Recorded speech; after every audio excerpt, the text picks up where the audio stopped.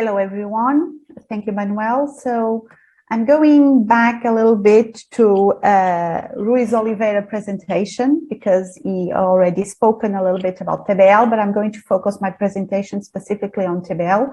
No Braga picture, sorry. So it will be just academic writings. And I would like to start with my previous experience as a teacher before TBL and how I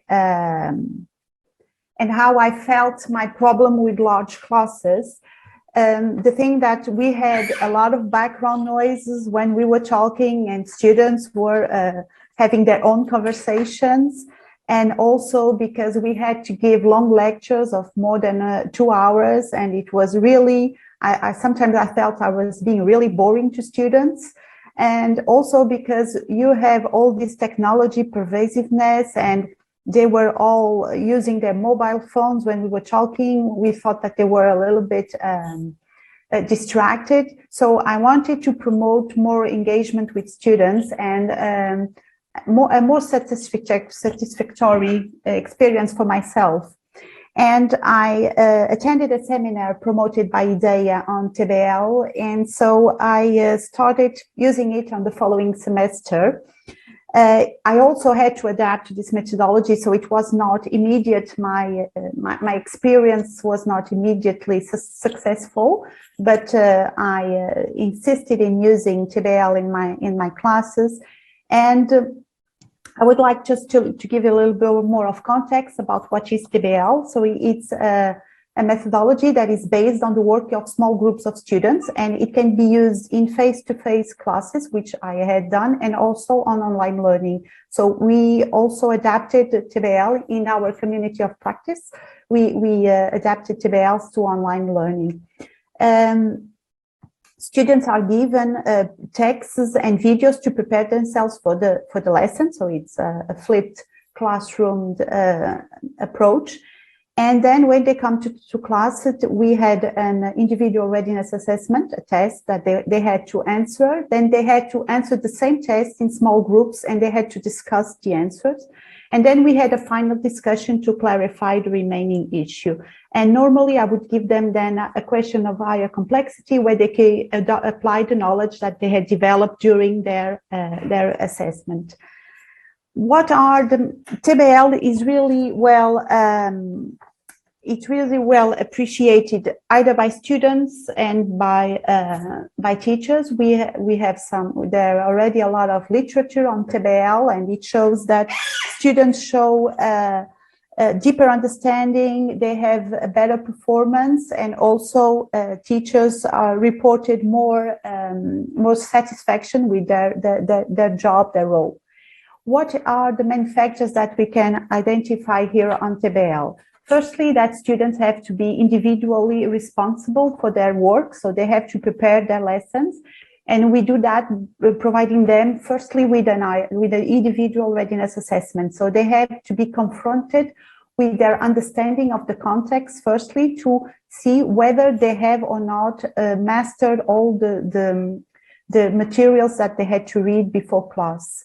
And then students show more motivation towards this kind of classrooms. They say it's really more dynamic. They like the debate, to debate with their colleagues, with their classmates, all the contents, and importantly also they received immediate feedback on their understanding of the contents.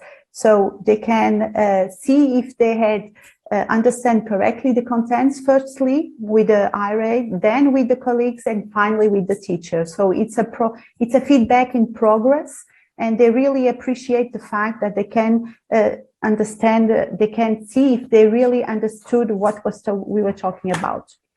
One of the main factors of success of this methodology is constructing the instrument, the individual readiness assessment, that then will be the work also in groups, because it has to have a balanced difficulty. Students must feel to some point self-confident about their work and their learning process.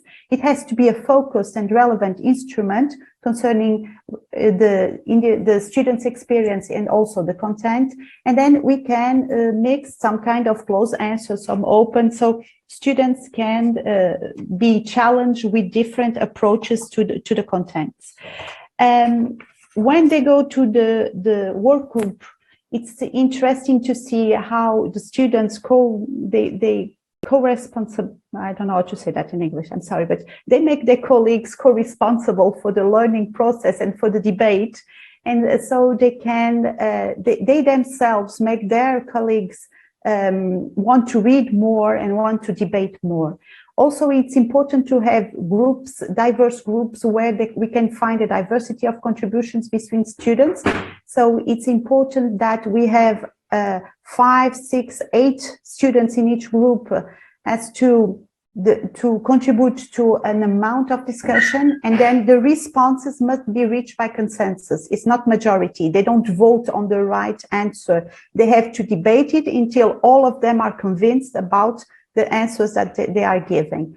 And it's really important that they have to make a decision on the test. So it's important to increase the decision making and decision making in the process.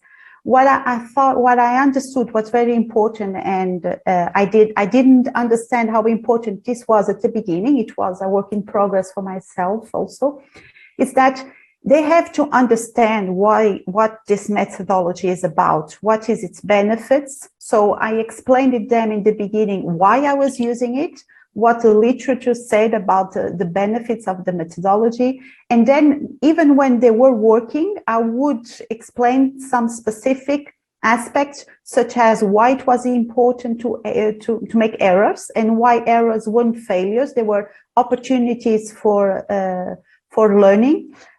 What was the importance of critical thinking and active learning. So what is important in TBL is that the process is equally important as the results, because it works transversal skills such as work group, decision making, and learning through error, developing critical thinking. And I also showed them how this was important, considering the future and their entering in the work world, how this would be important for their performance as a professional of some kind of profession. So when I asked my students how did they enjoy TBL and what was their perception of this methodology, and this shows some of the results, which 1 to 4, 1 I didn't like it, 4 I liked it very much.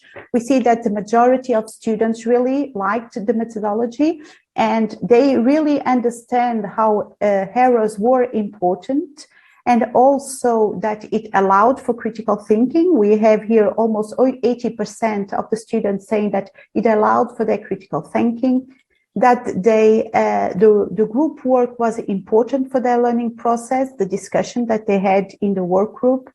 Some negative aspects that the students presented. They didn't like the noise when TBL is made in class, because they have to have small groups distributed in the room, and they say that make very noise.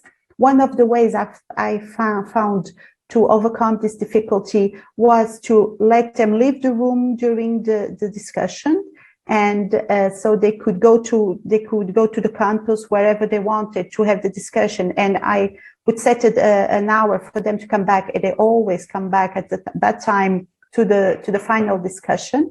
So this was an aspect that was positive on the online learning, because they would go to breakout rooms, and just the small group in breakout rooms, and they found it was really more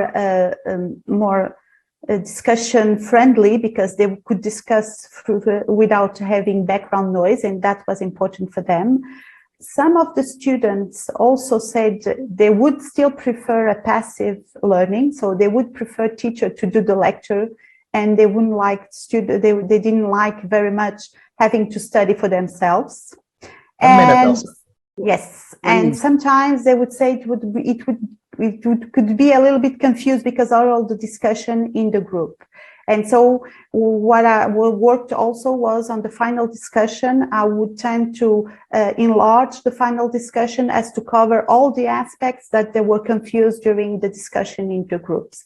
So this is my presentation. Thank you for attention. If you have any kind of doubts, I will be happy to respond, although I will have to leave a little bit early. I'm sorry, but I have a class now, so I will have to leave. Sorry.